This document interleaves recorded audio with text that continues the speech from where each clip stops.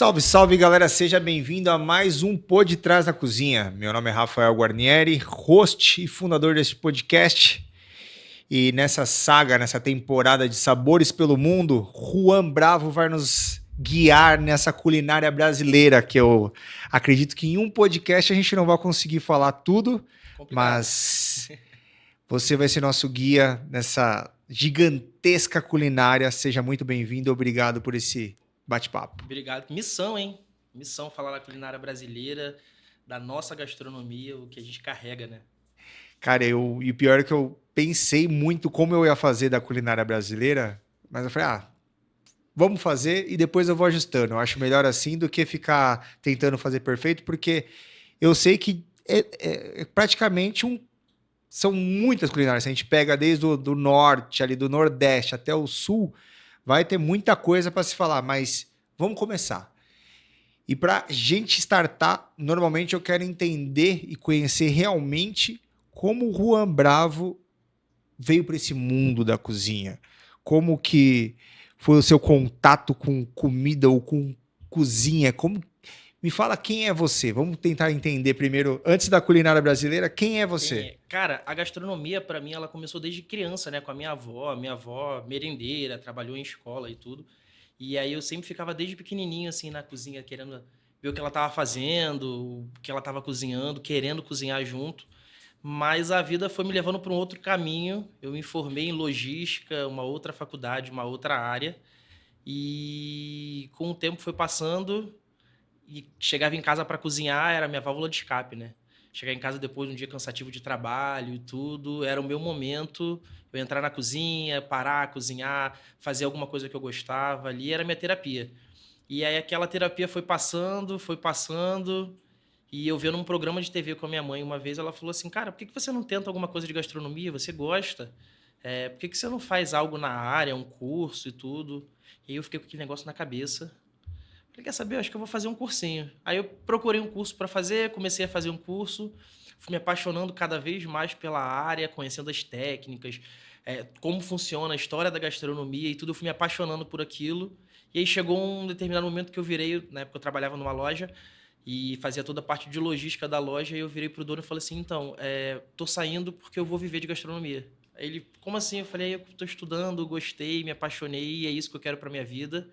A gastronomia é o que eu quero fazer pro resto da minha vida e fui. E continuo estudando. Até hoje a gente tem que estudar, né? Senão a gente não tem como ficar sem.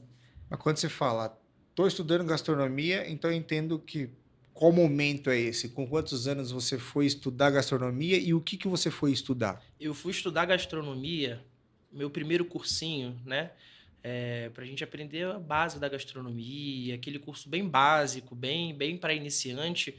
Eu fui estudar com 22 para 23 anos. Já estava na minha profissão há 5 anos. Eu me formei com 17 na faculdade, já entrei direto. E aí eu já estava com 5 anos de profissão, eu fui para gastronomia, comecei a fazer um curso e me apaixonei por tudo que eu aprendi no curso. Falei, é o que realmente eu quero para minha vida. E eu fui buscando um curso mais específico, mais técnico, né?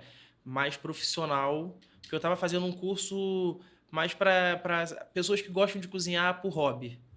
E aí, como eu queria aquilo para minha profissão, eu peguei um curso mais técnico para poder começar a estudar e comecei a trabalhar na área sem estar formado, sem estar num curso de gnome, né? Eu entrei como estagiário de uma cafeteria na época e comecei a fazer o estágio com eles, e eles me ofereceram uma vaga de ajudante de cozinha. Entrei para essa vaga de ajudante de cozinha e dali eu fui me apaixonando cada vez mais. E aí na época rolou um concurso no Rio de Janeiro, tem a Le Cordon Bleu, e ela tem 2 unidades aqui no Brasil, que é em São Paulo e no Rio de Janeiro. E aí no Rio de Janeiro eles fizeram parceria com a Faitec e ofereceram um concurso para ganhar bolsa de estudo 100%. E aí eu participei desse concurso, fiquei em 17º lugar e ganhei uma bolsa para estudar 100% na Le Cordon Bleu. E aí lá eu fiz patisserie, boulangerie e cozinha, que é a cozinha quente, confeitaria e padaria. Fiz a formação completa com eles E fui me apaixonando cada vez mais nessa cafeteria onde eu estava, era um café bistrô. E aí, de ajudante de cozinha, eu fui para cozinheiro. De cozinheiro, eu fui para sous-chefe. Comecei a responder pelo happy hour e pelo almoço, pela parte do bistrô. O cardápio do bistrô ficou comigo. E saí de lá, recebi uma proposta para comandar um tap bar. Que é o tap Um bar? tap bar, ele é um bar, só que de torneiras de chopp. Então, a empresa ela produzia a própria cerveja e toda a cerveja que ela vendia, ela produzia e era em torneiras de chopp. E todo o cardápio desse tap bar eu assinei, montei, eles estavam abrindo, né, fazendo a obra. Então eu montei um cardápio junto com os donos, em parceria com os donos, a gente montou um cardápio muito bacana e eu comecei a trabalhar com eles. Dali eu recebi uma proposta para conseguir trabalhar no Copacabana Palace. E aí eu entrei na cozinha do Copacabana Palace. Não entrei como chefe de cozinha, entrei como ajudante de cozinha. Eu já era chefe na época, já trabalhava com isso, mas a vaga que tinha para eu trabalhar no restaurante de grande porte era no Copacabana Palace e como ajudante de cozinha, então é aquela famosa vamos dar alguns passos para trás para dar outros para frente futuramente. E aí eu fui para o Copacabana Palace e lá é um mundo, assim, a gastronomia de lá é um mundo, um mundo. Foi ali que eu aprendi muito, eu cresci muito, amadureci muito dentro da gastronomia e como pessoa também, não só como profissional, mas como pessoa. A cozinha de lá é muito boa. E dentro da Le Cordon Bleu, para você se formar, você tem estágios a cumprir e algumas coisas que você tem que fazer dentro da própria instituição. E eu comecei a fazer o estágio no Signatures, que é o restaurante da Le Cordon Bleu. Hoje existem 2 restaurantes no mundo, que é em Ottawa, no Canadá, e no Rio de Janeiro. E aí eu fiz o estágio no Rio de Janeiro. Lá eu fiz o estágio dentro da cozinha. A gente passa por vários setores, por várias praças que a gente chama.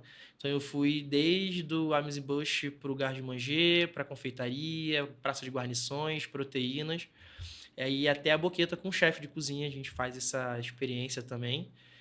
Quem não tem essa experiência, né? Quem nunca praticou isso junto com o chefe, aprende do zero e quem já praticou consegue aprimorar mais ainda ali dentro. É um restaurante de alta gastronomia, muito mais técnico, elaborado, é bem técnico.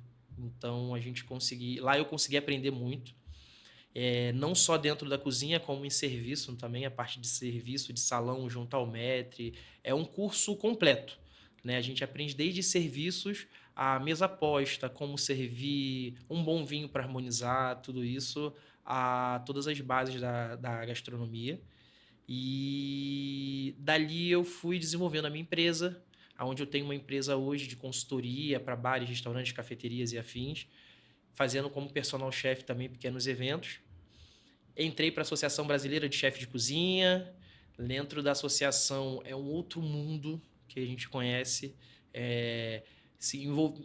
Ter conexão, né, com chefes de outros estados, isso é muito bom. Até para o tema da gastronomia brasileira que a gente está falando, assim, essa conexão com esses chefes é maravilhosa. E daí eu fui desenvolvendo não só a minha empresa, mas entre outros lugares, entre outros restaurantes. Passei pelo Zaza Bistrô, no Rio de Janeiro, pelo Ateliê Benoliel, onde a gente fazia também uma parte. Eu trabalhei direto no Museu de Arte do Rio de Janeiro. E aí, no Mar, que a gente chama, um café bistrô ali dentro. Então, eu comandei a cozinha desse café.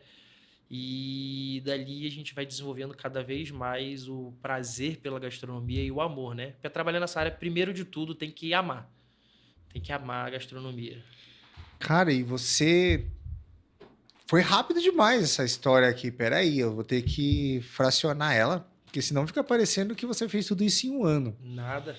O que eu vou lá do comecinho, e eu acho muito interessante para o momento que a gente vive hoje, até para a gente, de repente, captar mais pessoas para esse mundo que está em falta de mão de obra, você já começa a trabalhar mesmo fazendo um cursinho básico. É isso que eu entendi. Você não era formado Isso. na Cordon Bleu, mas já com o cursinho e a vontade e a cara, você já entra para o segmento. Isso aí. E é muito legal a gente bater esse papo porque você está aqui começando no negócio sem muita base técnica, então não sei quanto tempo faz, mas se você lembra, você está trabalhando, faz um concurso ali para ganhar ganha a bolsa e vai para a parte técnica. Quando você chega a conhecer, começar a ter base mesmo, saber o que é que a galera estava fazendo, Qual que é a sua primeira... Não sei se você vai conseguir lembrar a sua sensação de... Ah, então é por isso que tem aquilo ali, é por isso que o pessoal faz isso. Você consegue lembrar? Eu tô tentando ainda sentir que você aparentemente acho que tinha o quê? Uns 21 anos? Eu entrei para gastronomia com 22. Mas 22 e para 23. na escola? Na Cordon Bleu? Na Cordon Bleu eu entrei com 24. Então você já, ou seja, melhor 23 para ainda, 24. porque você já tinha uns 4 anos na área e aí você vai viver realmente a técnica. Então, eu entrei, eu tinha uma outra profissão, eu tava com 1 ano e meio para 2 anos na área, quando eu entrei para Cordon Bleu. E qual que foi quando você, porque é uma escola de nome, pelo menos já ouvi Sim. falar bastante, já fiz até alguns trabalhos pela 3R aqui em São Paulo, na Cordon Bleu, mas qual que foi a sua sensação? Você se assustou? Você falou, nossa, é isso mesmo que eu quero? Pensou em desistir? Assim, quando eu entrei para esse cursinho, que é um curso, eu não vou te falar que ele é menos técnico nem nada, porque todo curso de gastronomia ele leva a técnica, ele te ensina a técnica, né? Mesmo que simples ou somente a base, mas ele consegue te ensinar esse básico para você começar. E aí, não só ali, mas pela pessoa, né? Eu me afundei em livros, comecei a estudar, a pesquisar muito. A internet hoje, uma das vantagens da internet é que ela está aí ampla com um conhecimento enorme para a gente poder buscar. O próprio YouTube também com muita coisa que a gente consegue estudar e buscar, né? E eu comecei a estudar muito as técnicas, o que eu aprendi. Às vezes o professor falava, vou dar um exemplo, o Mirepoix. Eu anotava do jeito que ele falava. Eu falei assim, eu vou jogar na internet, que na internet vai me ensinar o jeito certo. Eu Legal. fazia dessa forma. E ali eu fui aprendendo, em casa estudando bastante, e aí eu consegui essa vaga de estágio, aonde eu cresci muito, porque a base, né, que a gente fala, a escrita, né, é maravilhosa. Mas a gente aprende muito mesmo dentro da cozinha, na prática. A teoria é A teoria é legal, ótima, mas a mas a prática, a prática vivência, é o que te forma. treinamento ombro a ombro, que a galera costuma É o que te dizer. forma. E aí, quando eu entrei ali, uma coisa ou outras vezes que eu ouvia, eu falava, eu anotava, ou eu perguntava muito ao chefe na época para eu poder aprender o que que era. E aí, quando eu entrei na Le Cordon Bleu, primeiro que é um mundo, como você falou, é um mundo, é maravilhosa. E aí, perdão, eu lembro que eu entrei, na primeira vez que eu entrei na Le Cordon foi para fazer um dos processos seletivos, que foi uma entrevista, né? No Rio de Janeiro, esse processo seletivo ele contém 4 processos. Você faz uma prova, passando na prova você entrega a documentação, a partir daí você faz um vídeo e você manda esse vídeo. Sendo selecionado, você vai para uma entrevista. E aí a entrevista é o que te dá medo, né? Porque é uma bancada, você está sozinho. No outro lado, na sua frente, assim, tem um chefe, a reitora do curso, a diretora. Você fica num paredão de gente, uma câmera te filmando, uma luz enorme focada em você, e aí você senta todo acuadinho assim, e agora o que é para falar? Me conta sobre você. Na hora você não sabe nem quem é você fica nervoso para poder pegar assim. E aí a primeira vez que eu entrei na Le Cordon foi esse baque inicial do sonho, né, que ele foi construindo com o tempo, a partir do momento da vontade de começar nessa área, ele foi tendo esse sonho de estudar na Le Cordon Bleu. A gente fala que é a Harvard da gastronomia, né? É uma das maiores, a maior, se não a maior, é a melhor do mundo, é uma das. E aí entrar na Le Cordon já é uma vitória, já quando entrar e falar assim, caramba, eu cheguei até aqui, já é muito bom. E aí, quando eu fui aprovado, eu lembro que eu nunca fui de chorar, nem nada disso, mesmo para comemorar. Eu chorava como se fosse criança por ter conseguido entrar. E eu cheguei no primeiro dia de aula, recebi o uniforme, recebi tudo. Aí você bota o uniforme para experimentar, você fica na frente do espelho assim, maior tempão, tipo, caramba, eu não acredito que eu tô usando isso. E entrar na sala de aula, o professor chegar, eu lembro que a primeira aula que eu tive foi aula de confeitaria, foi uma aula de patisserie. E aí a professora chegou na época, a Thaís, ela parou e falou assim, se vocês estão achando que é fácil, não é. Aí você já dá aquela respirada, tipo, não tem pra onde correr, já tô aqui, agora a gente vai até o final. E aí ela começa a te passar técnica, começa a te passar as coisas, e você anota tudo, tudo que puder, e você vai fazendo, e você vai praticando. E aí eu comecei a associar algumas coisas daí e algumas coisas da cozinha. Tipo, era isso? É assim que é pra fazer? Fazer errado. Dessa forma, isso aqui eu posso praticar lá, porque dá pra fazer assim, dá pra fazer dessa forma e tal, que não sei o quê. E aí o desenvolvimento dentro da cozinha, ele cresceu assim 120%, até mesmo com o chefe. E eu vou associar muito isso, que foi minha primeira visão de cozinha grande, do Copacabana Palace. Porque quando eu entrei lá, eu entrei direto pro garde manger, e corte, a parte de técnica de corte é muito preciso no Copa, né? Você tem que entregar um prato muito preciso. Então, às vezes ele falava, você vai cortar em Brunoise, você vai cortar isso. Aí eu falava assim, tá bom, Brunoise é esse aqui, tá? Lembrei.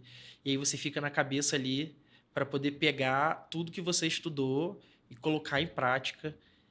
E é uma realização profissional desde o primeiro momento, quando você começa a colocar em prática tudo que você estudou e você fala assim, realmente tá dando certo. Realmente eu sou capaz, eu consigo. Óbvio que nem sempre é um mar de rosas. Cozinha tem seus momentos bons e ruins, felizes, Como tristes, todas as como áreas do todas trabalho. as áreas. É louco, mas essa realização é maravilhosa, passando por cada etapa, por cada passo. Você tá numa praça sozinho, você entregar aquele prato. Eu lembro que o primeiro prato que eu montei sozinho, quando eu entreguei, o chefe virou e falou assim: muito bom, parabéns. Aquele parabéns pra mim foi como se eu tivesse ganhado a Copa do Mundo. Aquilo ali pra mim foi tipo, nossa, foi maravilhoso. E vai desenvolvendo isso, assim, é maravilhoso. O começo é muito bom e lembrar de tudo isso, nossa, é revigorante. Cara, você já me deu margem para fazer várias perguntas. Deixa eu tentar começar. Que o cara, esse carioca de São Gonçalo, estudando numa escola francesa, trabalhando em hotel, tendo contato com vários tipos de público ali, gente do mundo inteiro, que é um Uhum. local. Quando você pensa em culinária brasileira, o que vem na sua mente? Cara, quando eu penso em. Assim, o Copa ele me deu um norte muito grande, não só por trabalhar com gente do Brasil inteiro, mas por ter turistas ali do mundo inteiro que acabam se hospedando lá. E a cultura, o conhecimento de cultura, diversidade é enorme. E trazer tudo isso para a culinária brasileira, quando você passa de cara assim, pensar em culinária brasileira, eu não penso só nos nossos pratos típicos, mas nos nossos ingredientes, na riqueza que o Brasil tem de ingredientes, no que a gente é capaz de fazer com os nossos ingredientes. Isso, para mim, é o nosso maior tesouro. Falar de culinária brasileira é falar da nossa raiz, dos nossos ingredientes, de tudo isso, que é muito diversificado, que temos a base nossa, mas muitos pratos e muitas coisas acabaram vindo de outros locais, né? Então a gente tem essa base do povo brasileiro, dos indígenas e tudo que já estavam aqui. Temos um pouco da base do que vem da África, junto com os escravos e tudo, que trouxeram bastante coisa para a gente também. Tem um pouco da parte dos europeus, do português, que trouxe muita coisa para a gente também. E falar desse mix todo, dessa mistura de salada para dar a culinária brasileira é maravilhoso.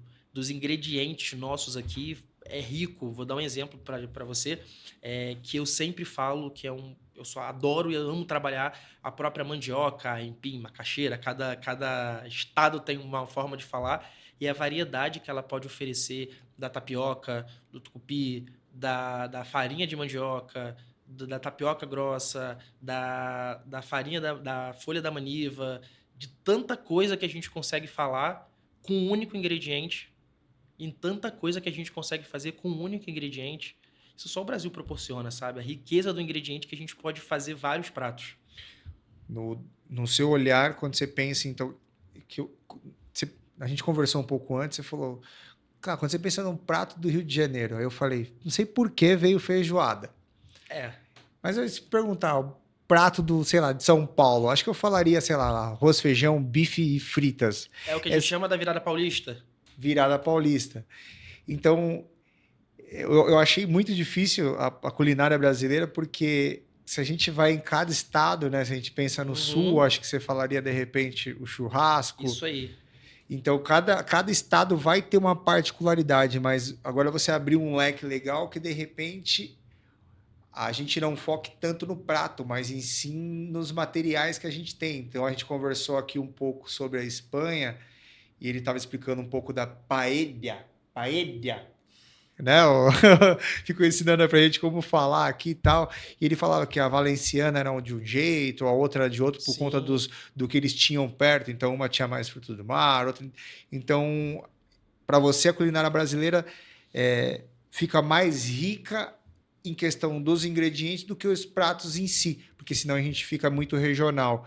Então, você faz cruzamentos de culinária de pratos típicos de outro país, fazendo esse mix com a essência dos nossos ingredientes. Também, também, assim, a gente falar da culinária brasileira, dá pra gente falar sobre a questão dos nossos pratos típicos, que a gente não pode deixar de falar. Como a gente falou, se você pensa no Nordeste, vou dar um exemplo, Bahia, vem o acarajé, tem outro lugar que vem o churrasco, em Minas você vai falar sobre uma moqueca, no Rio de Janeiro você fala sobre feijoada, que a gente, É o que isso você mesmo. tem Que eu mais falei, mas eu nem sou o que frequentador. você tem mais de cara que você fala assim, Rio de Janeiro, samba, praia, feijoada, cerveja, é o que o pessoal sempre Tá. lembra Ele, do pelo menos, ele Rio. imagina isso. O pessoal lembra, imagina, e tem muito isso. Então, essa cultura da feijoada é um prato que veio da África pra gente e tudo, e a gente teve como fazer, trazer muito mais, abrasileirar um pouco isso também. Mas tem essa questão que você fala da feijoada, e se você falar em cada estado, você vai falar um prato diferente, o arroz com pequi e tudo. Eu acho maravilhoso. É rico você falar sobre isso também. Mas a gente falar dos nossos ingredientes e tudo que a gente consegue fazer, eu acho muito mais rico.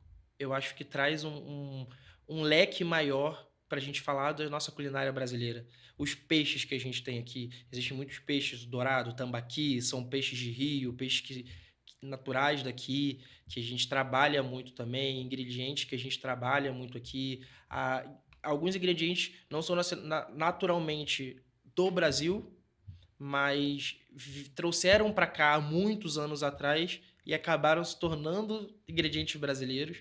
Então você vai falar da banana, tem algumas pimentas que são pimentas brasileiras, a própria dedo de moça e tudo são pimentas daqui que a gente consegue trabalhar. Então dá para brincar muito com o leque dos ingredientes. E eu gosto muito disso, trazer na minha cozinha essa variedade, não só os pratos típicos. Porque seria muito legal, às vezes, vou fazer um jantar temático. E aí eu vou fazer um prato paulista, uma virada paulista. Eu vou fazer um prato carioca, uma feijoada. São coisas, não vou falar previsíveis, mas que as pessoas já estão acostumadas. Agora se fala assim, vamos trazer o Brasil nos nossos ingredientes e fazer uma fusão, uma brincadeira. Então eu vou trazer às vezes um risoto. Eu posso fazer um risoto com o nosso queijo coalho, com jambu, com uma carne seca, uma carne de sol, dá para brincar com isso. Ah, a gente vai fazer um nhoque de de banana da terra, um nhoque de mandioca. São coisas que a gente consegue fazer. Eu falo mandioca, mas para mim sempre é aipim. Não adianta. No Rio de Janeiro, mandioca eu comecei a pegar quando eu vim morar em São Paulo, que aqui tudo é mandioca e ficou na cabeça. Mas para mim é aipim. Um nhoque de aipim, isso tudo você consegue brincar bastante com os ingredientes, com os sabores e transformar esses pratos, né? Eu sou da Associação Brasileira de Chefes de Cozinha e aí eu participei de alguns campeonatos ali, eu ganhei como segundo melhor prato da culinária vegetariana. E nesse concurso que a gente fez, nessa etapa, eu tive um contato com a Mara, que é ela que ganhou o primeiro lugar, uma baita cozinheira também, e a gente discutiu muito sobre isso, né? Uma discussão boa, gostosa de conversar, porque ela fez uma muqueca de banana da terra. E usando todos os ingredientes brasileiros, com arroz de coco, com uma couve à mineira, sabe? Bem refogadinha, com bastante alho. Trouxe várias coisas assim que a gente conseguiu brincar bastante. Eu trouxe um prato com ingredientes daqui que a gente consegue trazer muito para cá, castanha de caju. Eu fiz um purê de castanha de caju com açafrão. E eu juntei ele com brunoise de beterraba defumada, com toque de laranja, tentar trazer um pouco mais pra gente.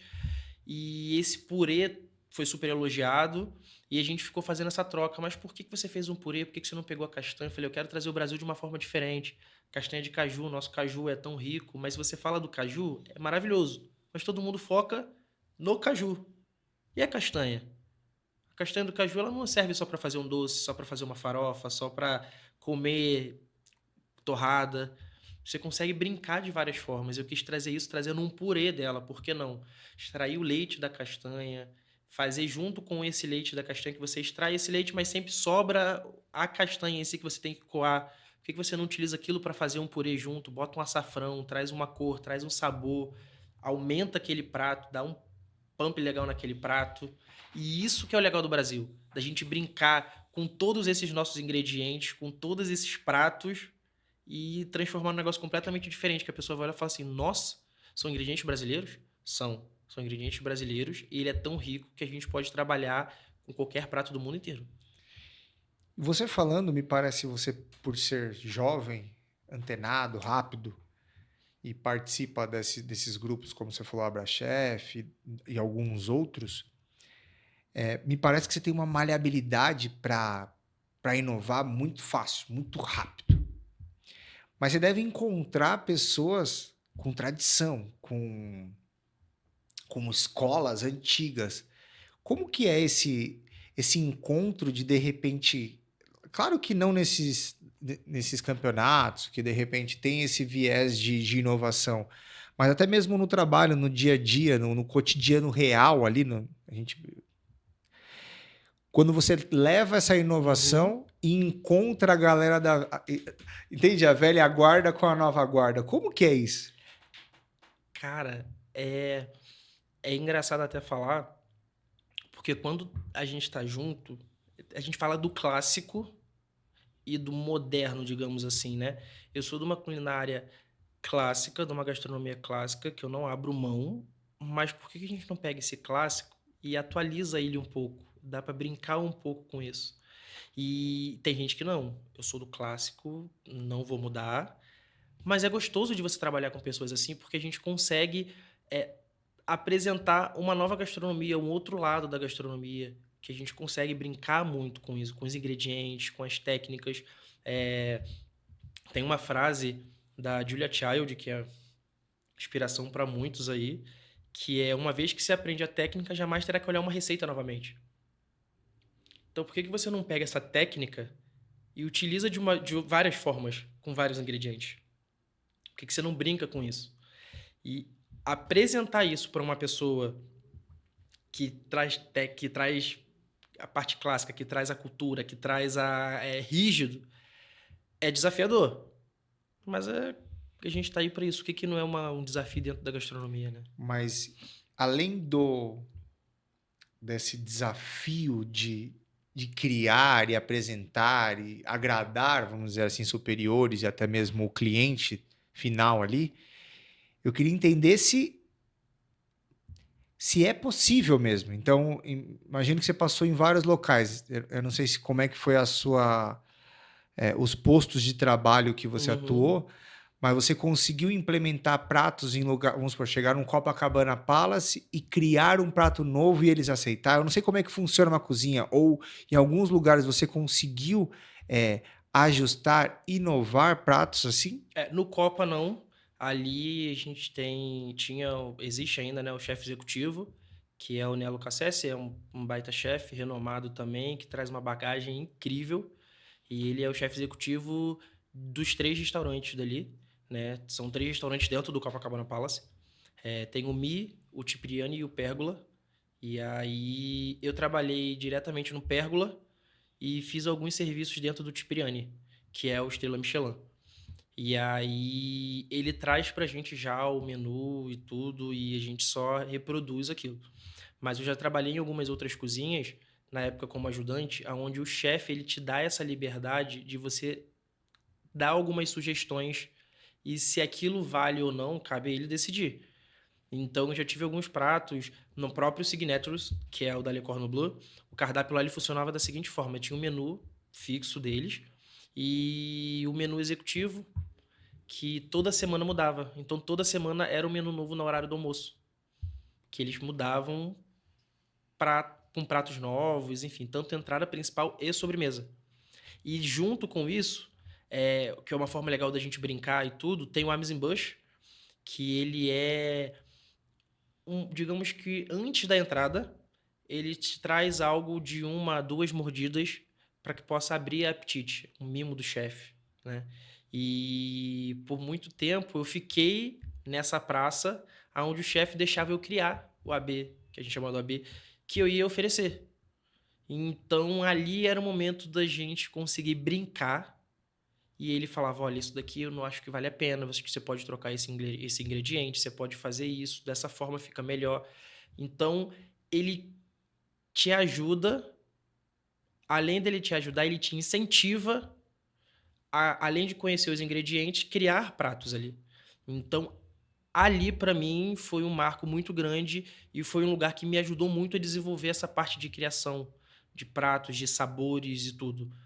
Montar ali, né? Eu lembro que eu estava ali uma vez e eu fiz um tartar de banana da terra, que ele foi servido numa barquinha de tapioca e junto tinha uma esfera de tucupi. Aí a parte de esferificação já é a parte de uma gastronomia molecular e tudo, e que é uma área muito boa, eu gosto muito. Eu usei isso mais à frente, que aí a gente já chega pouco mais à frente da história. E eu brinquei muito com os ingredientes nacionais, todos daqui, tudo que a gente podia trabalhar do Brasil. Coentro, um aioli, algumas coisas que a gente podia colocar. São técnicas que vêm algumas bases francesas, algumas coisas assim, mas eu trouxe muito isso para a parte brasileira, para a parte da nossa gastronomia, para a gente brincar ali e entregar um prato. E aí, quando você entrega ali para o chefe, o que você acha? Ele vai provar, muda aqui porque fica melhor e tal. Eu lembro que nesse dia ele provou, o chefe Jonas até, ele provou e falou, tá excelente, vamos mandar.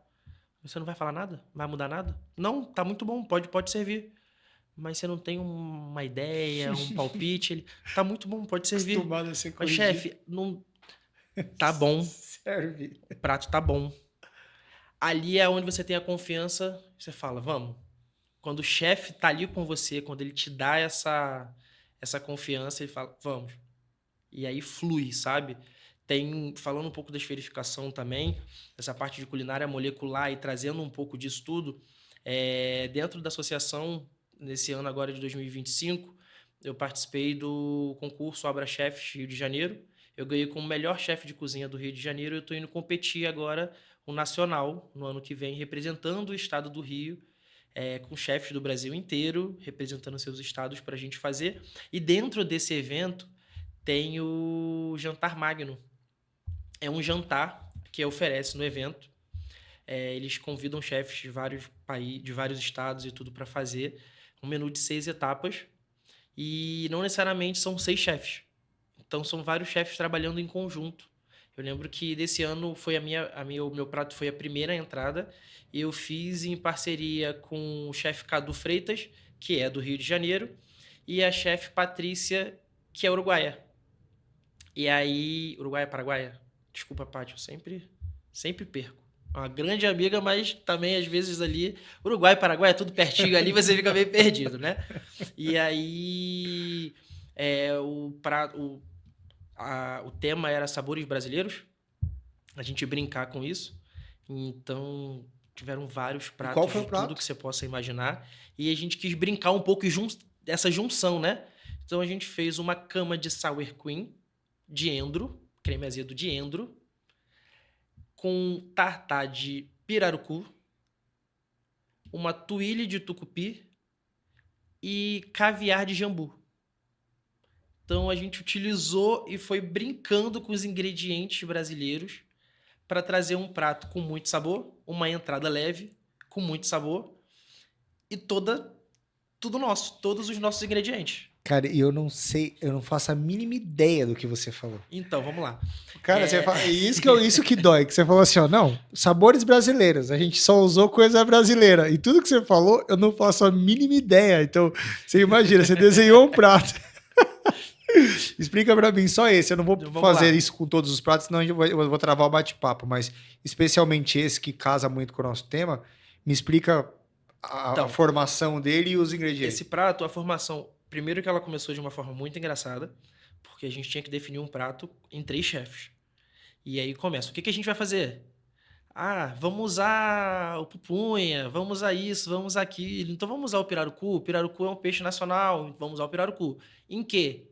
Entrada, vamos fazer um bolinho, fritura. Não, tem que ser algo leve. Primeira entrada, um menu de 6 etapas. Então, assim, até mesmo para um menu de 6 etapas, você tem que respeitar as ordens. Então, quando você vai fazer, você tem que fazer algo leve, você vai intensificando, perdão, o sabor e tudo isso para conseguir entregar esse prato. E aí, então vamos fazer um tartar? Mas tartar, um ceviche que fica meio ali, tartar é mais francês, o ceviche peruano, e como é que vai ser isso para um prato brasileiro? Não, vamos que vai dar certo, vamos usar os nossos ingredientes. Uma cama de sour cream, uma cama de creme azedo. É um creme azedo à base de creme de leite fresco, com limão, e a gente utiliza o endro, ou tem vários nomes que as pessoas chamam, O junto. que que é endro? Endro, ele é como se fosse a erva doce, Tá. né? A gente chama de endro a folha que faz a erva doce, que faz não, que é erva doce, né? E aí fizemos junto essa cama com pirarucu, um peixe muito conhecido muito no norte, no Nordeste Norte também, na Amazônia e tudo usam comem muito desse peixe. É um peixe forte, saboroso, uma carne branca maravilhosa. E aí aquele tempero com pimenta dedo de moça, cebola roxa, limão, bastante azeite. E aí junto nisso o que a gente pode trabalhar mais com os ingredientes brasileiros? Vamos fazer uma tuile de tucupi. Então uma tuile é uma técnica para você fazer uma crostinha, algo crocante que traz uma crocância e além de ficar bonito no prato. Nós fizemos com tucupi. O tucupi ele é um suco extraído da mandioca. E aí, falando um pouco sobre isso, a gente fala da mandioca hoje e as pessoas falam, ah, mandioca, macaxeira, mandioca, enfim, acham que é um modelo só. Mas a gente tem a mandioca brava e a mandioca mansa, né? A mandioca mansa é o que a gente está acostumado a comer, tradicional para fazer em casa e tudo, e extrai caldos e tudo. E a mandioca brava é uma que ela tem uma toxina um pouco mais forte, que você não pode pegar e comer ela in natura ou simplesmente fazer da forma simples. É daí mesmo que vem também a maniçoba, que é um prato típico que você tem que cozinhar a folha da maniva por 7 dias para tirar o veneno. E se você de 5 a 7 dias e você cozinha 7 dias e a partir daí você pode comer. Se você come antes, você tem esse veneno, você pode se intoxicar com esse veneno, que é da mandioca brava, né? Então você extrai da mandioca o suco da mandioca e tudo isso você faz o tucupi. E aí a gente consegue fazer essa tuilha à base com o tucupi e a esfera de jambu. Jambu, ela é uma folha, uma flor, que é aquela famosa florzinha que você come e deixa a sua língua dormente, que Já vi, você acho que até a fica cachaça de jambu que o tem pessoal cachaça de fala, tá, jambu que deixa a boca dormente. maravilhosa e tudo, que deixa a boca dormente. E aí existe a folha do jambu, que já Que deixa a não, boca que deixa a boca dormente, dormente? e a flor, que deixa mais ainda. A flor ela é muito mais forte. A folha em si já deixa dormente na hora. Você come, você já sente a língua formigar, você já sente É ela característica tá brasileira, ali. é brasileira, sabe? Sim, sim, o jambu sim. E aí nós pegamos o jambu e fizemos a esfera. Extraímos o suco, cozinhamos a folha um pouco para extrair o suco do jambu. Desde que você extrai o suco, você mistura. Tem algumas pessoas que fazem com lecitina, outro com agar-agar. E são vários emulsificantes e naturais que tem para fazer aquilo. Uns fazem direto no óleo, outros fazem na água. É a parte da esferificação. Tem várias técnicas para isso. Se a gente for ficar falando de cozinha molecular aqui, a gente vai longe. E adoro, então a gente vai falando um monte. E nós fizemos o caviar, que é nada mais do que fazer essa esferificação, aonde fica uma leve camada, uma fina camada gelatinosa por fora, e por dentro ainda tem esse caldo que é como se fosse uma explosãozinha na boca. E esse prato foi justamente para começar o jantar, para na hora que o pessoal fosse comer, sentiria o peixe, sentiria todo esse sabor, mas na hora que você come esse caviar, ele estoura na boca e comendo tudo junto, sua língua começa a formigar, não de forma assim, ai, não tô sentindo, mas ela começa a formigar, ela começa a dar uma dormência, a tuíli com um sabor forte do tucupi, que traz esse sabor muito gostoso também. Então foi um prato que a gente fez em consenso, que remete muito ao Brasil, que fala muito da nossa culinária e trazendo pratos, digamos, típicos de outros lugares. O ceviche, que não vem daqui, que a gente trouxe para cá com um peixe brasileiro, a esferificação que a gente trouxe com uma outra forma, a gente conseguiu brincar com isso de várias formas e trazer um prato maravilhoso. Eu consegui pelo menos desenhar. Olha, que eu sou péssimo de cozinha. Eu sei só das máquinas. Eu deveria aprender um pouco, ficar um pouco mais com vocês ali, mas já tem o próximo cliente para arrumar a máquina. Então, mas o principal que eu queria é que você desenhasse isso, que se eu entendi, acredito que a galera também conseguiu pelo menos desenhar. O sabor, eu não Não, consegui incrível. nem. Não, mas eu não. Nem de longe eu consegui imaginar o sabor que isso teria. Não, o sabor é incrível e é engraçado você falar de desenhar, porque para fazer esse prato, eu gosto muito de desenhar os pratos que eu faço. E eu já falo, eu não desenho, eu não sei desenhar. Então você já viu o que sai ali. E a gente criou um grupo para montar esse prato, e eu comecei a desenhar. Falei, acho que pode ser servido assim, empratado assim. Aí o outro, não, acho que pode ser empratado assim, um desenho pior do que o outro. E aí a chefe Patrícia, tadinha, ela parou, ela falou, tá, eu vou pegar do que vocês fizeram, eu vou tentar criptografar isso tudo aqui e eu trago o prato para vocês. E aí ela desenhou bonitinho o prato pra gente e a gente falou, ó, assim, agora eu sei que dá para vai ser dessa forma que a gente vai servir. E a partir daí a gente vai desenhando todos os pratos e vai fazendo. Aí é muito, muito gostoso esse processo de criação. Que pelos programas, e eu acho até legal você falar que você com a sua mãe lá no começo, assistindo um programa de TV, sua mãe meio que incentivou.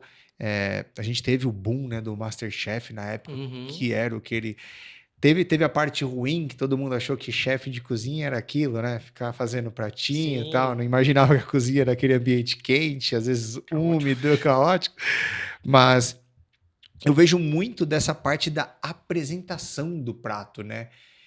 Eu raramente eu ligo muito, sendo bem sincero, eu vou mais pelo sabor, Uhum.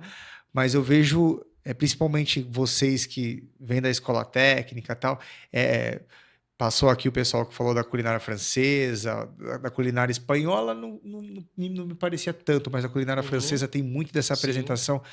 A culinária brasileira, ela vai mais para a linha do que eu tô falando aqui do sabor, ou só muda, no ambiente tal, Rafa, ainda a apresentação tem, no ambiente outro não, ou não, Rafa, a apresentação ainda é o primeiro ou o segundo, a gente continua comendo com os olhos ainda. Hoje em dia tem muito disso, né?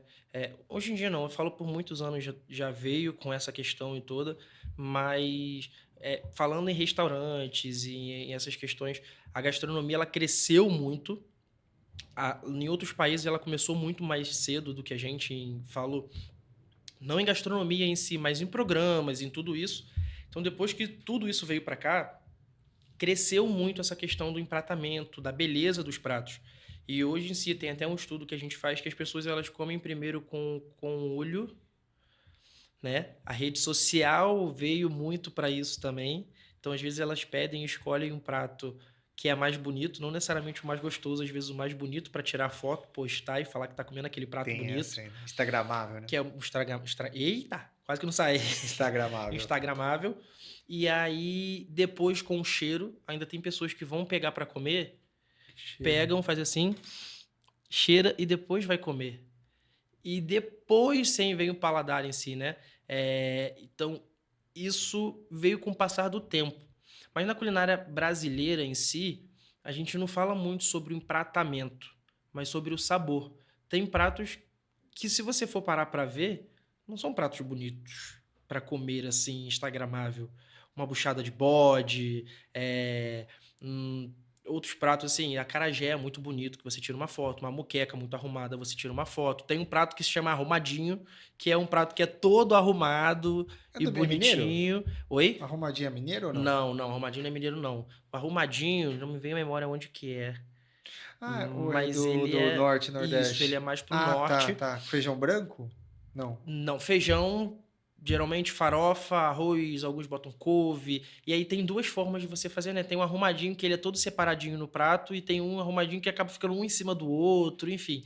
Tem várias formas. O arroz com pequi é um prato bonito, mas se você vai ver, é um prato só com arroz, com pequi e tudo. Então, assim, a culinária brasileira, falando dos pratos típicos em si, nem todos são visualmente lindos, mas traz um sabor muito forte. Então, quando você vai ver, você vai direto comer pelo sabor. Há pouco tempo lançou um filme brasileiro. Eu defendo muito o cinema nacional, porque eu acho que é um cinema muito rico, que pouco valorizado ainda. As pessoas ainda não sabem valorizar tanto o cinema nacional. A gente tem uma gama de atores enormes e tudo que fazem e batalham por aquele filme e às vezes não tem o valor que merece. E saiu um filme agora há pouco tempo que a personagem principal ela vai para a Amazônia. E aí ela fica numa aldeia lá, faz todo um processo. Não aldeia indígena, né? Eles falam uma aldeia, mas é Uma uma comunidade, né? comunidade para bem para parte sustentável. Eles plantam o próprio alimento, eles colhem aquilo, a água do banho, ela volta para rega para poder regar os alimentos e tudo, toda essa cultura, né? E aí tem uma cena que é muito engraçada que ela vai falar desses pratos típicos. E aí ela senta no lugar, e você vai comer a maniçoba. E aí ela bota o arroz com a folha. Eu vou tirar uma foto. Aí ela vai bater a foto assim, eu não vou tirar não, não é tão bonito, né? Tipo, deve estar gostoso, mas não é tão bonito. Aí ela vai comer e aí fala sobre a questão de você ter que cozinhar 7 dias. Ela, mas você tem certeza que isso aqui cozinhou por 7 dias? Você não pulou nenhum dia, não? Aí ela, eu não vou comer isso não, vamos pro outro. Aí ela, vou pro jambu. Aí ela come. Aí, mas naquele negócio dormente, que ela fica falando meio assim e tal. Não tem outro prato, não? O açaí. O açaí. Mas o açaí também tem essa questão. O açaí de lá é diferente do açaí daqui. Particularmente, eu, Juan, sou apaixonado pelo açaí de lá. O açaí do Pará e tudo é o melhor açaí que tem. Que você come. Aqui a questão é açaí, guaraná natural, banana, whey, granola e você come, acha E o de lá? maravilhoso. É o açaí puro, você não bota o xarope, você não bota açúcar, você come o açaí às vezes com um prato salgado. É um açaí com uma farinha d'água, com uma farinha de mandioca, um açaí com peixe. Nossa, açaí, farinha d'água e um peixezinho grelhado, um tambaquizinho, nossa, é maravilhoso. É uma coisa que você come, assim, eu se for falar, eu vou, a minha boca chega a encher d'água, porque eu sou apaixonado. É diferente do açaí daqui. E aí ela pega o açaí, ela come assim, ó, mas não é nem docinho, né? Não tem um docinho, não tem, mas ela tá ali, ela experimentou os pratos, ela, obviamente, gostou e tudo. A gente fala dessa parte mais cômica, mas justamente isso que ela quis trazer também. Bater a foto não é instagramável, mas é gostoso. Vamos provar. Aí ela vai provar, sabor e tudo. Então a culinária brasileira ela tem muito isso. Hoje a gente consegue brincar com o empratamento, deixar mais bonito cada vez mais. Às vezes, como eu falei, eu brinco muito com os nossos ingredientes, não necessariamente com os pratos típicos, né? Foi como a gente estava conversando, eu fiz um carré de cordeiro com uma crosta de salsa. E aí, vamos brincar com os legumes, com os vegetais que você vai colocar. O que você vai colocar? Quiabo, um chuchu, uma cenoura, um jiló. Mas aí você vai botar o quê? Porque você vai pegar quiabo, sai baba. Jiló é feio. Não, não necessariamente. Frita um quiabo, corta, faz um jiló tostadinho, deixa uma coloração bonita dele. Quando você for arrumar, você consegue arrumar para valorizar aquele alimento. Não necessariamente porque é um quiabo, é um jiló que as pessoas às vezes não estão acostumadas a comer, que você tem que botar de qualquer forma no prato. Arruma ali, bota a parte dele mais bonita para frente, vamos dourar ele, deixar uma parte com uma crostazinha queimadinha, que fica bonito em sabor também, traz um defumado. Então vamos colocar ele ali junto. Isso tudo você consegue brincando e aí você traz esse prato bonito, traz esse prato que dá vontade de comer. Às vezes a pessoa não come porque eu vi um prato quando eu era criança. Eu falo que eu fui criado por vó, né, em questão de comida. Em casa eu sempre comi o muito básico, arroz, podem me jogar à vontade, eu não como feijão, eu não gosto de feijão. Eu faço feijão, faço feijoada. Em restaurante, trabalhei no Copacabana Palace, onde tinha feijoada todo final de semana e a gente tinha que fazer quilos e quilos de feijoada. Mas não é um negócio que me apetece para eu falar assim, que vontade de comer um feijão. Mas era arroz, feijãozinho, farofa, um bife, uma salada, um tomatinho, alface, mais nada. Na casa da minha avó, era um quiabo, um jiló, um chuchu, um maxixe, um inhame. Na minha casa eu não comia, eu comia na minha avó. Aí minha avó fazia, eu olhava para aquilo, come. Mas é feio. Já provou? Ai, não gosto. Mas não gosta por quê? Porque é feio. Come. Aí eu pegava, botava na boca para comer. Tem mais? E começava a comer. Então, por que que hoje a gente não consegue fazer isso com as crianças, trazendo os ingredientes que a gente tem? Sabe? Vamos deixar mais bonito, da forma que você vai cortar, da forma que você vai fazer. Aí é o que eu brinco sobre as técnicas, né? Eu aprendi na Le Cordon, a gente estava conversando com uma professora, e aí, na verdade, com dois, né? Foi a Milene e o Eduardo Jacobson. E aí a gente estava conversando e eu falei, mas o que a gente consegue fazer com o mesmo ingrediente, às vezes o ingrediente que a gente tem em casa, que a gente consegue enriquecer o alimento, sabe? Deixar aquilo mais bonito e realmente ter vontade de comer. Ele, técnica. Mas como assim? Isso bem no comecinho do curso. Mas como assim? É técnica. Você vai pegar uma cenoura, vou dar um exemplo de uma cenoura, você pode fazer um purê dela, você pode fazer ela ao forno, você pode fazer ela tostada, você pode fazer ela assada, você pode brincar de várias formas. O sabor é o mesmo, mas eu garanto que quando você for comer, você vai sentir que está comendo com sabores diferentes. Teve até um episódio do MasterChef, que eu acho que foi o prato da final, se eu não me engano, que ele fez a couve-flor em 3 texturas, se eu não me engano. Ele fez ela tostada, ele fez ela assada, ele fez um purê. E aí você vai comer, parece que muda o sabor. É igual macarrão. Qual o macarrão que você quer? É massa. Entendi. Mas você quer um penne, você quer um espaguete, você quer... Obviamente que são modelos de macarrão diferentes por conta de um molho. Tem uns que vai incorporar mais um molho, tem outros que nem tanto. E aí você consegue mexer com isso. Mas se você vai falar em sabor da massa, é o mesmo sabor, mas acaba sendo diferente no nosso paladar. Então a gente consegue brincar com isso com os nossos ingredientes. A gente consegue fazer, às vezes, o mesmo ingrediente que a gente tem em casa. A gente vai no restaurante e fala, mas no restaurante é muito melhor. Claro, porque a gente utiliza técnica para aquilo sair, enfim. No último restaurante que eu estava, aconteceu isso. Eu fui fazer, a menina chegou e falou assim, por que você não faz? Você cozinha na minha casa? Porque, nossa, eu tento fazer e não sai igual. Porque a gente traz a técnica, mas o ingrediente é o mesmo. Verdade, faz muito sentido. Entende? E falando em técnica, qual a técnica...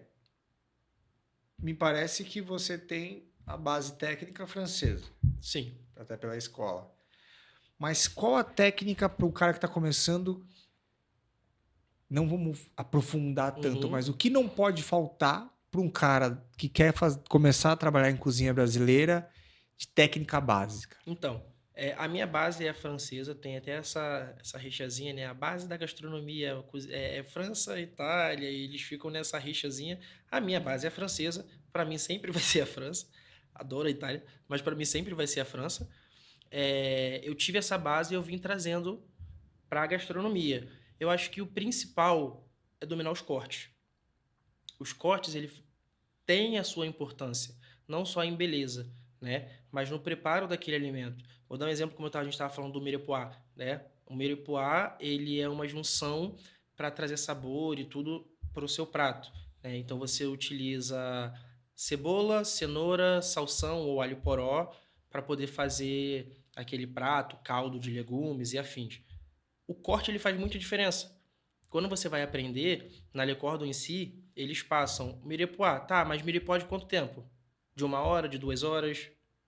Porque quando você vai mirepoix de 2 horas, então você sabe que o corte ele é maior. Porque se eu faço um corte menorzinho para fazer um prato que ele vai ficar 2 horas, aquilo ali vai se desfazer. Talvez eu não queira que aquilo vá se desfazer no alimento. Talvez aquilo ali eu preciso tirar depois. Então isso tudo faz a diferença. Acho que o corte é o principal que você tem que saber. Uma coisa que eu trago muito comigo são os fundos, né? Na França fala muito sobre isso, os fundos, as bases, né? Os caldos.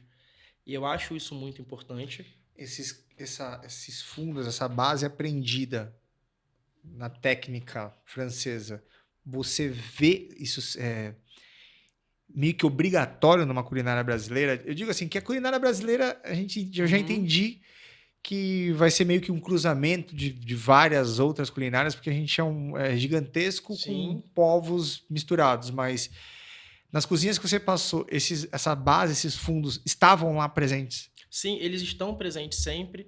Não falou que é algo obrigatório, mas é obrigatório, sim. Não é obrigatório em si, porém ele é Tipo, muito. taxado na Mas teoria, mas na prática ele ele acaba acaba aparecendo. sendo aparecendo muito ali, sendo muito importante. Porque a gente tem o fundo claro, o escuro, que é o caldo de carne que a gente chama, o caldo de legumes, o de Não é aquele caldo frango. quinor lá não que eu Não, compro? pelo amor de Deus, não, não é esse caldo. Eu tive até uma brincadeira aqui, porque eu fui fazer o risoto com os amigos, e aí eu fui fazer um caldo de legumes. E aí ele, nossa, você faz o caldo de legumes? Eu falei, faço. Por que você não faz caldo de legumes para botar no risoto? Não, eu uso. Aí ele abriu assim, eu uso esse aqui. Aí me veio um caldo de quinoa sabor legumes. Eu falei, você joga isso fora, que eu não consigo. Tipo, na minha cozinha, nunca entrou caldo de legumes industrializado, em quadradinho, em pozinho, para eu cozinhar a base da cozinha profissional, tá? Depois que eu estudei, eu É, aprendi galera, e já tudo estamos falando de cozinha profissional. profissional e não estamos desmerecendo quem usa. A Até ideia porque, aqui é para criar fundamento e base para a galera que quer vir para a cozinha exatamente, profissional como profissão. exatamente, até porque quando eu não tinha base nenhuma, quando eu estava em casa, nossa, não sei se pode falar o nome, né? Mas o Sazon Sazon é o que eu mais tinha em casa, era o de frango, de carne, de peixe, de é limão, o que dava assim. o sabor, né? Então, assim, eu não sabia misturar os temperos para ter aquele sabor. Então, o que eu tinha era um sazonzinho ali, eu jogava e era isso. Então, fazendo uma correlação, a base, esses fundos, seriam esses caldos que a gente usa na nossa culinária Basicamente, doméstica. Só que basicamente, vocês fazem ele tirando sabores dos dos reais próprios alimentos. Então, da alimentos. carne você faz, de repente, um cozimento lento, que você Que extrai a gente bastante chama de fundo sabor. escuro, que é o da carne, que aí você utiliza a base do mirepoix com os ossos da carne. Geralmente a gente fala muito, pegando a parte francesa, o fundo de vitelo, a gente usa os ossos de vitelo, que tem um pouco de carne também, e aí você coloca para assar, e depois que você tosta aquilo, você joga na panela com tomate, água e tudo, e deixa cozinhando em cocção baixa e lenta ali por horas para extrair aquele sabor. Você tira as impurezas, que sempre fica uma espuminha e tudo, são as impurezas que a gente chama. Você tira essas impurezas para poder fazer esse caldo. Tem o próprio caldo de legumes, que você usa a base do mirepoix. Você pode utilizar algumas ervas também, se você quiser. Um louro, um tomilho, um alecrim, ou buquê garni, que a gente chama, que é literalmente um buquezinho de várias ervas. Você pega o alho poró, coloca louro, coloca tomilho, você amarra aquilo ali e aí você joga no alimento, você joga no caldo e depois você pode pegar e tirar tudo de uma vez. E aí você pode fazer esse caldo, caldo de frango, caldo de frutos do mar ou de camarão, que eu utilizo muito isso também dentro da nossa gastronomia. Eu vou fazer uma moqueca, às vezes você vai pegar para fazer a moqueca. Tem gente que eu vou fazer uma moqueca de camarão, a base. Ah, vou pegar, boto a mandioca para cozinhar, e aí eu grelho o camarão. Na hora que eu vou bater a mandioca, eu utilizo a própria água do cozimento. É maravilhoso. Mas por que ao invés de você utilizar a água do cozimento, que às vezes tem o sabor da própria mandioca, por que você não utiliza algo que possa aumentar aquele sabor e expandir? Utiliza um caldo de frutos do mar, utiliza um caldo de legumes, caldo de camarão ou caldo de legumes, que ele traz mais sabor. Eu vou fazer um ensopado em casa, qualquer coisa do tipo que você está fazendo ali, sempre tem, dona de casa, eu sempre utilizei isso. Pega um pouquinho de água e coloca ali para poder cozinhar. Nada contra. Mas você pode trazer mais sabor para aquilo ali, ao invés de você usar água, por que você não utiliza um caldo de legumes? Ele traz mais sabor. E aí uma dica que eu dou para quem está em casa, que eu fazia muito isso em casa, Juan, como que eu posso ter esse caldo em casa? Como que eu posso fazer isso e armazenar? O que eu fazia? Toda vez que eu ia cozinhar, eu pegava a casca da cebola. Se a gente, sempre que você, em casa você está fazendo, você vai tirar a casca e você tira uma pétala quase da cebola junto, né?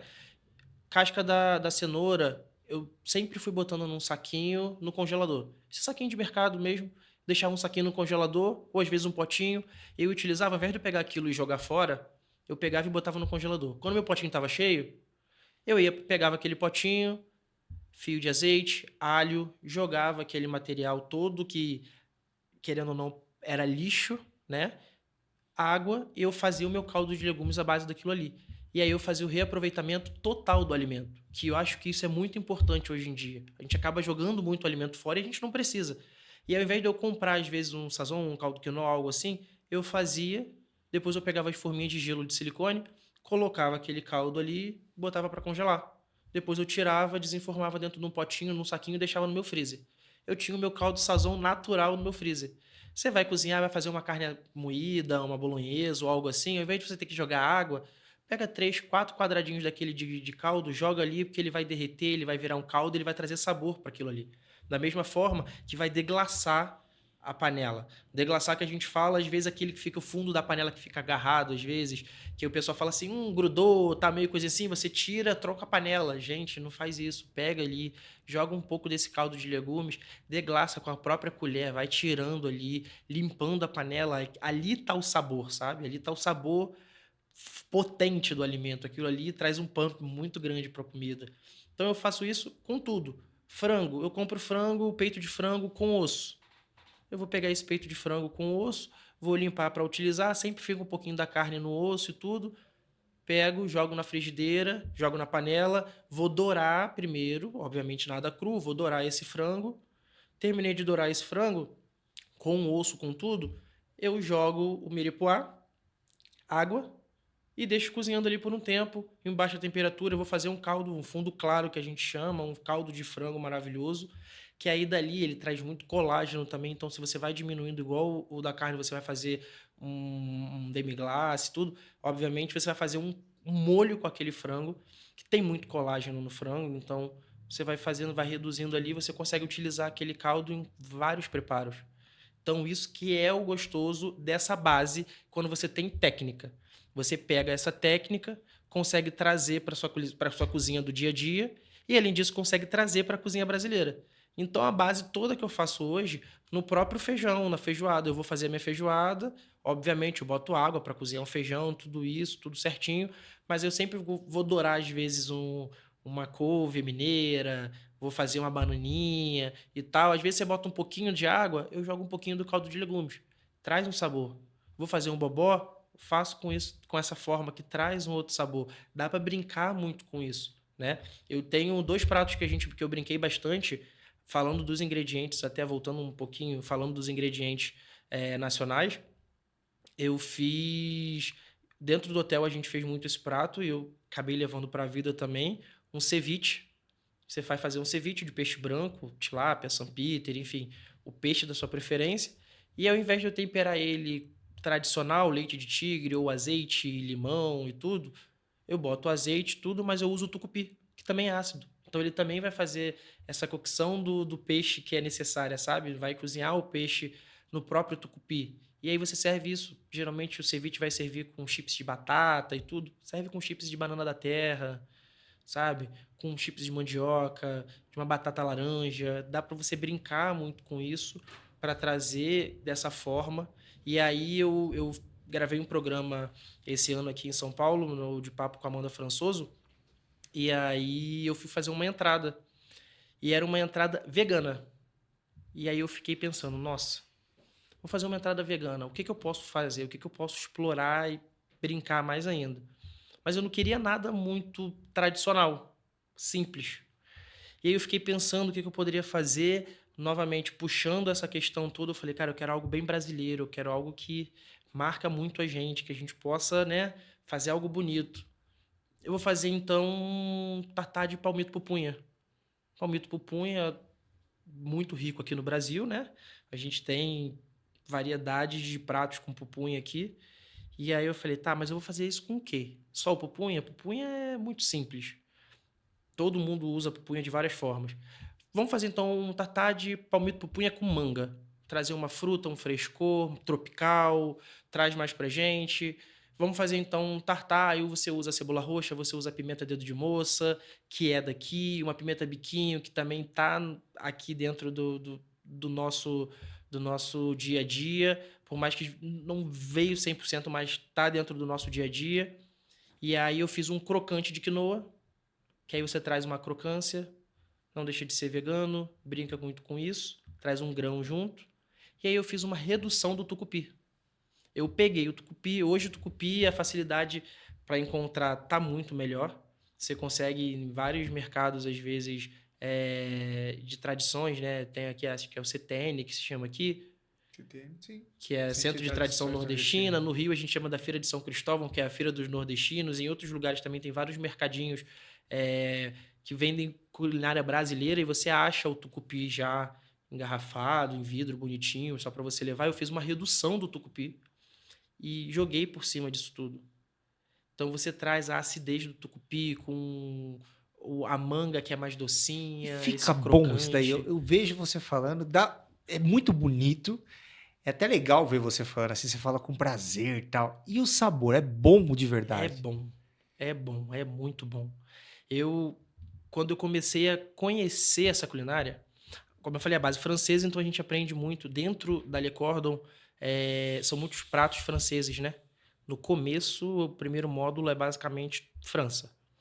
Técnica, técnica, técnica, técnica. E aí você chega no segundo módulo, você vai para aquela gastronomia geral. Um prato da Itália, um prato do Brasil, um prato da China, um prato daqui, um prato dali. E aí, quando eu comecei a conhecer um pouco mais do nosso, eu falei, cara, será que isso é bom mesmo? Porque tucupi é feio, uma cor, sabe? A cor dele não me apetecia de botar em um prato. Tá, mas eu tenho que me permitir pela gastronomia, não era nem pelo Juan, pela gastronomia, eu vou provar. Cara, provei a primeira vez, eu me apaixonei, assim, o sabor é maravilhoso. Para você fazer com peixe, se você faz um caldo, um creme e botar um pouco do tucupi junto, nossa, é maravilhoso. Pegando nesse gancho e a gente já encaminhando para o final, um prato, você vai ter que escolher um prato que o Juan gostaria muito de tê-lo, assim, que é o prato preferido dele. É lógico que brasileiro, não vai me falar o prato francês. O seu prato predileto brasileiro. Olha, é difícil. Tem que ter um. Pode ser um que você criou, algum que você criou. É difícil falar de prato, por isso que eu falo de ingrediente. Tá, mas se então eu falar uma combinação. de prato, Você que pode criar ela agora. Uma combinação de ingredientes que você fala, Rafa, isso daqui é o que... Cara, eu vou falar um pouco do prato que eu apresentei.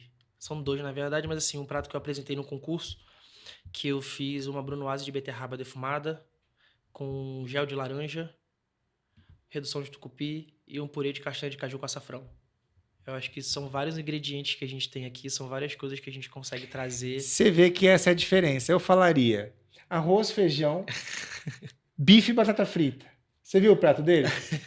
É isso. Essa é a diferença do profissional pro não profissional. Não, mas vamos lá. Você fala um prato assim, né? Não, eu vou falei falar um o prato. Não, eu falei um prato. Se for falar o que eu como no meu dia a dia... Não, mas aí que você come. Mas eu disse o prato que você gostaria realmente. Seria esse prato. Tá salvo isso daí. Eu acho que esse prato tem história pra mim. Então, acho por isso que eu falo de cara desse prato. Porque tem história pra mim. Foi uma conquista muito grande para mim quando eu ganhei esse prêmio e tudo. Então, ela traz essa história. Além disso tudo, a criação desse prato, ela tem história também, porque quando eu vou criar um prato, eu gosto muito de saber a opinião das outras pessoas. E esse prato, quando foi criado, eu me inscrevi para o concurso, eu fiz tudo certinho, e aí faltava a gente ter que mandar uma ficha técnica, né? Para a equipe que está organizando um limite para você enviar essa ficha técnica. E aí, assim, eu tinha que enviar a ficha técnica, vamos supor, se fosse hoje até 11h59, eu tinha que enviar a ficha técnica. Era 10 horas, eu não sabia o prato que eu ia fazer, porque eu tinha 50 mil ideias, 50 mil coisas vindo, eu falei, não. E aí eu sentado com a Patrícia, a Elaine. A Elaine foi um presente que a Le Cordon me deu, a mãe da gastronomia, digamos assim. Falo que ela é minha mãe da gastronomia. Brinca com a minha mãe com isso, mas assim, a irmã, a gente tá muito junto, enfim. E aí ela no telefone, em vídeo, eu com a Patrícia do meu lado, e a gente assim, o que vai fazer? E eu desenhando, eu cortava, eu fazia um preparo, eu botava no prato, eu mostrava assim, falava, não, eu não lavava, eu botava um prato de lado, eu pegava um novo prato, eu montava, eu fazia, acho que assim não. E aí a gente foi trocando. Então esse prato, ele tem história pra mim. Então, se você for falar um prato que me marca, eu vou falar desse. Esse e o que realmente foi o que eu ganhei o prêmio em si, que eu acho que é muito legal brincar com isso também. Fizeram uma caixa surpresa. Pique Masterchef. Me botaram dentro da cozinha com uma caixa. Falaram assim, seu ingrediente principal que você tem que utilizar é o lombo suíno e o gengibre. Boa sorte, a prova começa agora, você tem 50 minutos. E aí eu olhei, eu tinha um alho poró, uma manga, uma maçã verde, 2 batatas doce, um leite de coco, pimenta rosa, cachaça e um sonho. E aí eu olhei para aquilo tudo e falei, e aí tinha um cogumelo. E o que saiu? Aí eu falei, que legal, o que eu vou fazer? Na hora, assim, você já pensa nas técnicas e tempo e tudo que você consegue fazer e tal. Eu peguei a batata doce, eu cozinhei para fazer um purê da batata doce. E aí eu utilizei um purê de batata doce com leite de coco. O porco, a manga em si, né, tinha que utilizar o gengibre. Eu fiz um chutney de manga com gengibre. E aí eu coloquei junto. E aí o porco, eu lembrei de um prato que tem, que é o filé ao poivre, que é filé com pimenta, né? E aí eu peguei a pimenta rosa, eu macetei a pimenta rosa na faca, na ponta da faca, botei o porco ali espremido junto, para ficar aquela crosta de pimenta. Foi ela mesma na frigideira, então eu fiz um porco à poivre, basicamente, o purê de batata doce com leite de coco, chutney de manga com gengibre. E aí, na hora que eu tava montando o prato, faltava acho que 10 minutos para eu entregar o prato, para finalizar o preparo. Eu olhei, fui provando, eu falei: porco doce, manga doce, purê doce. Fiz uma sobremesa. O que eu vou fazer? Aí eu fiquei olhando, tinha o cogumelo. Foi o cogumelo selado na cachaça, com molho shoyu, bastante salgado, joguei ele por cima e entreguei o prato. E assim, o prato foi unânime na época, é, de apresentação de tudo. E aí eu olhei, aquilo ali me trouxe duas questões. Uma, como o nosso ingrediente ele é rico, né? Como a gente tem ingredientes que conseguem trazer um sabor enorme. E a capacidade que a gente tem de pensar muito rápido e entregar um prato daquela grandiosidade. Falando às vezes parece muito simples e tudo, mas a forma que você vai fazer, que você vai empratar, que você vai montar, sai um negócio surreal, né?